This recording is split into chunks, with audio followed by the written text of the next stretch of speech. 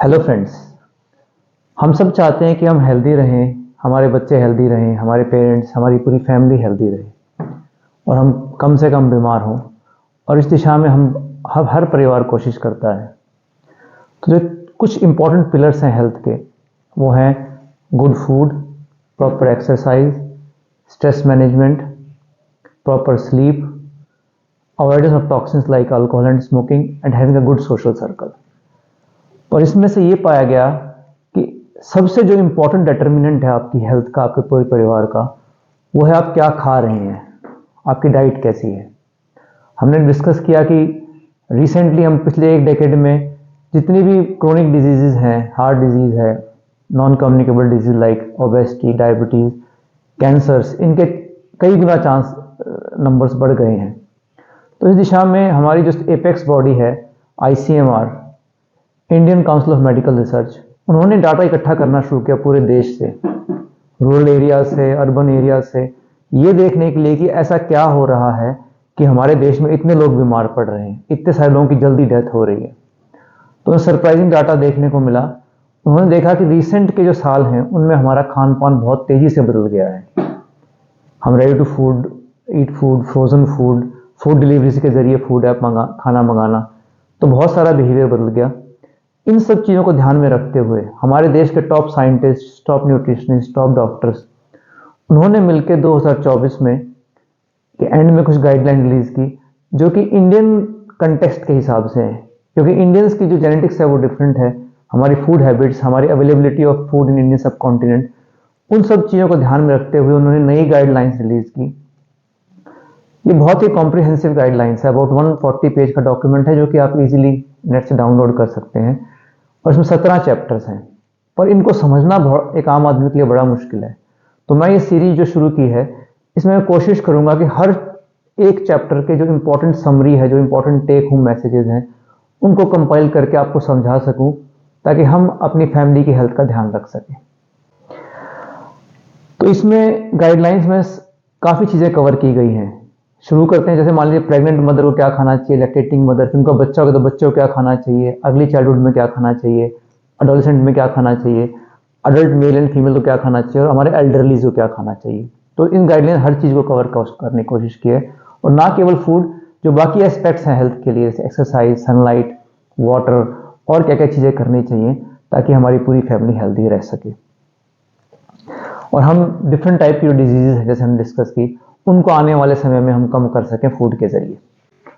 तो जो गाइडलाइन, पहली गाइडलाइन है, वो डिस्कस करती है कि व्हाट इज बैलेंस डाइट। हम कहते हैं हम बैलेंस डाइट खाएंगे, पर बैलेंस डाइट है क्या। तो हमने कुछ चीज़ें समझी पिछले वीडियो में कि 5 मेजर न्यूट्रिएंट्स हैं जो कि डाइट के थ्रू आना चाहिए। तो बैलेंस डाइट का मतलब है कि ये सारे 5 न्यूट्रिएंट एडिक्वेट अमाउंट में आपके डाइट में हो, और वेराइटी ऑफ फूड हो। जो कीवर्ड इन्होंने यूज किया है बैलेंस डाइट में, वो है कि वेराइटी ऑफ फूड। तो इसको समझने के लिए, क्योंकि इंडिया एक यूनिफॉर्म कंट्री नहीं है, या डिफरेंट कल्चर्स हैं, डिफरेंट रीजन में लोग डिफरेंट खाना खाते हैं, तो उन्हें सारे खाने को लगभग 10 फूड ग्रुप्स में डिवाइड कर दिया है।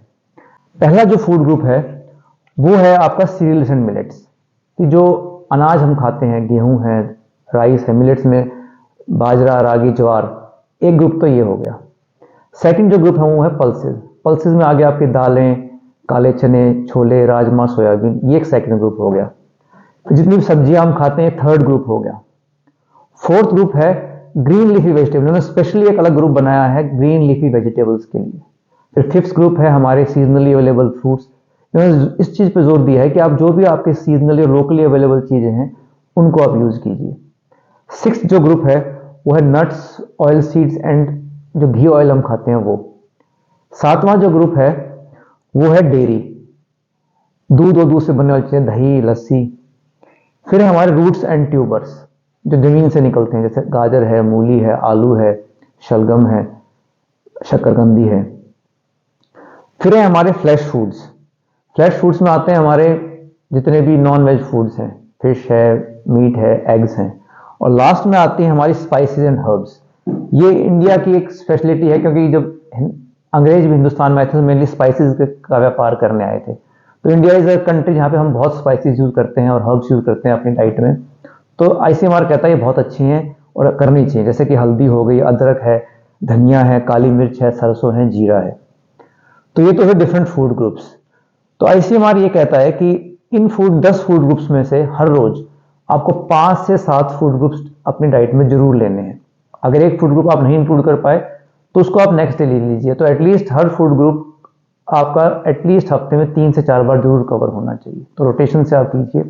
दूसरा जो कहा उन्होंने कि एक ही फूड ग्रुप के अंदर वैरायटी ऑफ फूड होना चाहिए। जैसे आपने अनाज खा रहे हैं तो एक दिन राइस खा ली, एक दिन आपने बाजरा खा लिया, गेहूं खा लिया। सेम आपने पल्सेस खाए तो एक दिन काली दाल बना ली, एक दिन हरी दाल बना ली, एक दिन उड़द की दाल बना ली, एक दिन छोले बना लिए, राजमा। तो पल्सेस की रोटेशन करनी है आपने। सेम में फ्रूट्स के साथ कि जब फ्रूट्स खरीदते हैं तो जो भी सीजनली अवेलेबल है वैरायटी ऑफ फ्रूट्स खाएं आप, सेम सब्जियों के साथ। तो हर ग्रुप के अंदर आप जब भी आप एक मेन्यू बनाते हैं अपना वीक का तो वैरायटी ऑफ फूड रखने की कोशिश करें। फिर कितना खाएं हम, तो उसके लिए उन्होंने कॉन्सेप्ट दिया है फूड पिरामिड का। तो पहले जो फूड पिरामिड था वो डिफरेंट था, आज के दिन जो फूड पिरामिड है वो बिल्कुल ही डिफरेंट है। फूड पिरामिड का मतलब होता है कि कितना खाना हम खाएं, तो सबसे जो नीचे होता है वो सबसे ज्यादा खाना चाहिए। तो इन गाइडलाइन में देखें तो आप हैरान हो जाएंगे देख के कि इसमें जो नीचे वाला ग्रुप है उसमें कहते हैं खूब सारे फल और सब्जियां खाएं। अब हिंदुस्तान में जब स्टडी की गई तो पाया गया कि जो लोग सब्जी खा रहे हैं वो लगभग 100 ग्राम से ऊपर नहीं खाते। और सब्जियों में 3 ग्रुप बनाए हैं इन्होंने। एक तो है नॉर्मल सब्जियां, एक ग्रीन वेजिटेबल और रूट एंड ट्यूबर्स। तो कहते हैं इस 400 ग्राम में जो रिकमेंडेड है लगभग 200 ग्राम सब्जियां हो, 100 ग्राम कम से कम आपके ग्रीन लीफी वेजिटेबल हो और 100 बाकी रूट्स एंड ट्यूबर्स हो। तो उन्हें बहुत जोर दिया है कि जो बल्क ऑफ द डाइट आपकी होनी चाहिए वो ग्रीन अपनी टोटल सब्जियां जरूर होनी चाहिए और 100 ग्राम फ्रूट जरूर होने चाहिए। फिर उन्होंने देखा कि जो डाइट्स थी इंडिया की उनमें सीरियल्स लोग बहुत ज्यादा खाते हैं, करीब 500 से 700 ग्राम तक सीरियल खा जाते हैं और मेन जो एनर्जी आती है वो सीरियल से आती है। तो उन्होंने कहा कि सीरियल्स आपको रिस्ट्रिक्ट करने हैं 250 ग्राम पे, कि टोटल 250 ग्राम से ऊपर आपने सीरियल्स नहीं खाने। फिर लगभग जो आपकी पल्सेस हैं उसकी और सीरियल की रेशियो होनी चाहिए 3:1। इंडियंस कई बार 8:1 की रेशियो में खा रहे होते हैं कि एक प्लेट आप देखेंगे थाली भरी होगी राइस की और थोड़ी सी दाल होगी उसके साथ। आईसीएमआर कहता है कि आपके पास जितना भी आप सीरियल खा रहे हैं उसका एटलीस्ट 1/3 आपकी पल्सेस हो। तो इसका मतलब हुआ कि अगर आप 250 ग्राम खा रहे हैं सीरियल्स तो लगभग 85 ग्राम पल्सेस जरूर होनी चाहिए।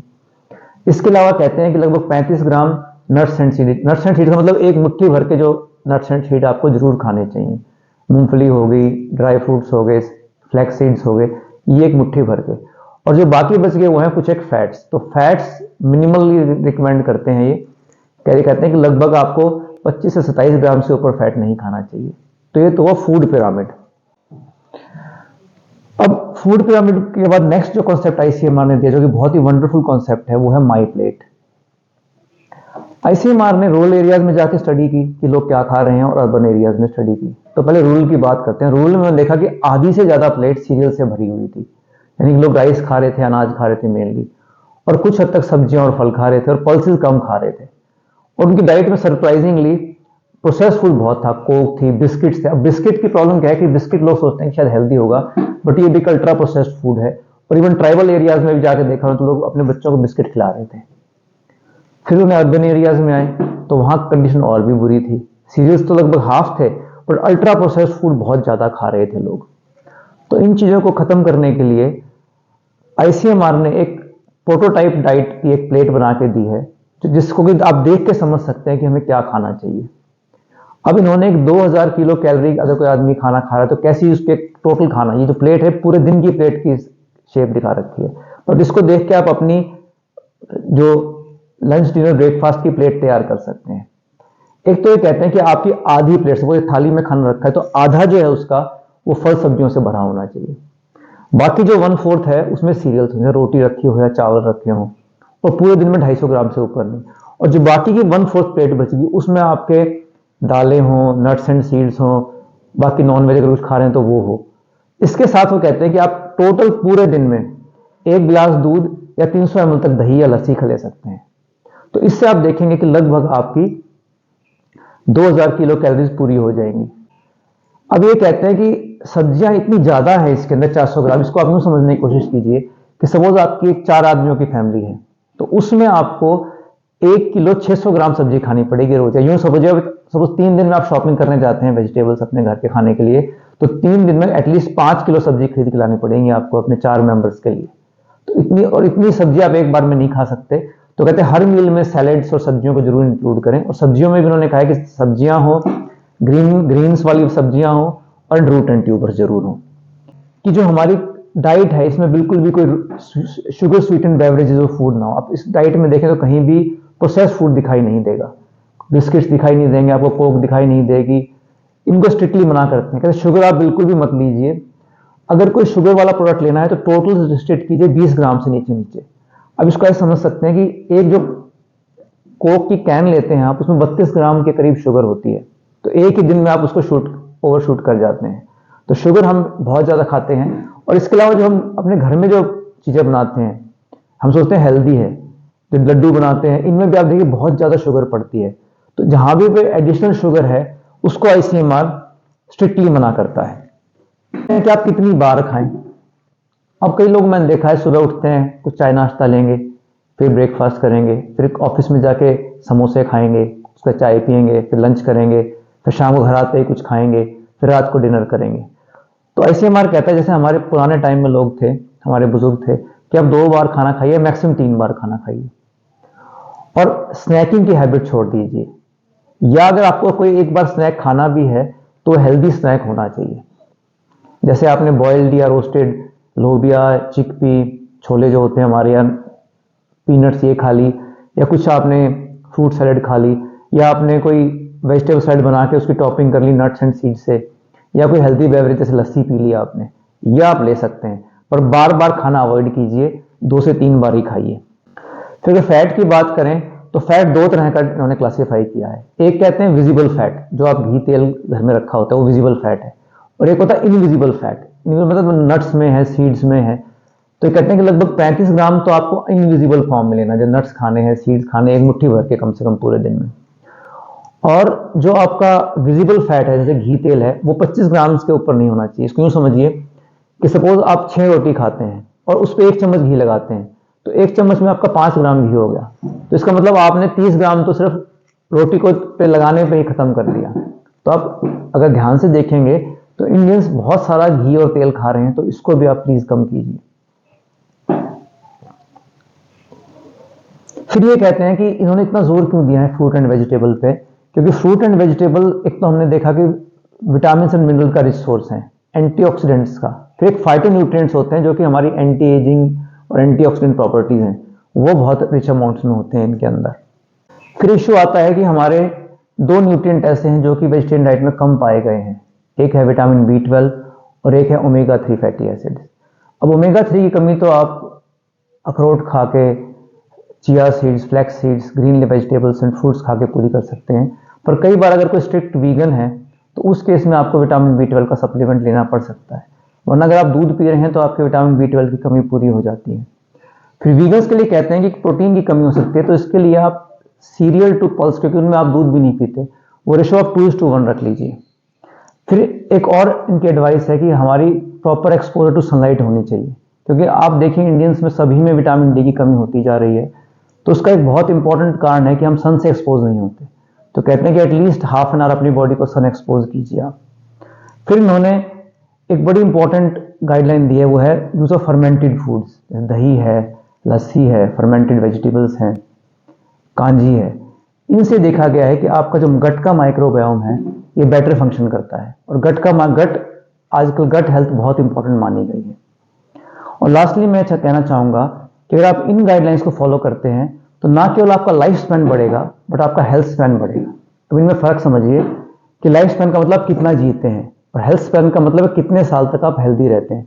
हो सकता है कि आप जी तो लें 90 साल, पर आखिरी के 20 साल आपको जॉइंट की प्रॉब्लम्स हो, हार्ट की दिक्कत हो, आप डायबिटीज की मेडिसिन खा रहे हो, आप हाइपरटेंसिव हो। तो अगर इन गाइडलाइंस को फॉलो करेंगे तो ना केवल अपना आप लाइफ स्पैन बढ़ाएंगे बल्कि अपना हेल्थ स्पैन भी बढ़ाएंगे। Thank you so much.